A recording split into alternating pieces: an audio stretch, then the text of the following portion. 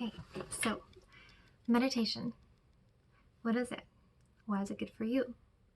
Why do you have to do it for minutes at a time? Why, when you do it, does it feel totally exhausting? You're just staring at something or you're just thinking about one thing. Why is it so annoying? So this video is on just the benefits and the reasons that you should probably be doing it, even if you're just kind of considering it, you've heard it's good, you don't really know why. So I'll give you some scientific reasons why first, and then I'll let you know more of the beneficial spiritual reasons why you should be meditating, because all of us should be. So first off, if you're pretty distracted, it can make you think a lot faster. So for me, I know when I'm put in a stressful situation, or I just have to do something really fast, I can't make a decision. My brain freezes up and I can't do it. So what meditation does is it lets your brain actually think about what it's thinking about instead of having all of these other things bombard you and completely take over. Because they do, that's what happens every single day. You try to think about one thing and then you think about 27 other things in the span of a minute, less. So it lets you be self-aware, which is really important when you're dealing with things like arguments. When you know that you're getting angry and it doesn't seem rational, what meditation does is let you be in that space and really understand what you're thinking and why. And you're thinking, well, I'm not meditating while I'm angry, how is that going to help?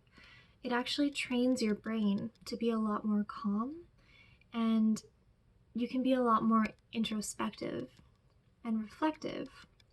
And it will actually help you get to a higher consciousness eventually, because you're doing a lot of work inside, which I'll get to in later videos.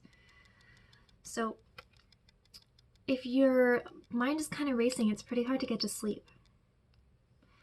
A lot of people with insomnia have a lot of trouble quieting their mind. So if you find that you can't go to sleep in more than 20 minutes, you're just kind of tossing, you're turning, just get up. Spend 5 minutes staring at a candle flame. Spend 5 minutes just being with yourself alone in the dark and see what happens. It seems like a hard and scary process until you start doing it and you realize it's hard, but it's a skill and you can develop it and it'll become a lot easier the longer that you go. So for people like me, it really has helped with anxiety and depression because you're not so wrapped up in your own mind, you're not so anxious about things.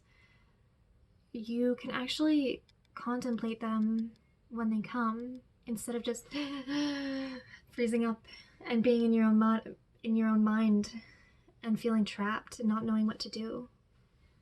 Those levels come down and it's a lot easier. So it reduces panic attacks just because you're a lot more calm.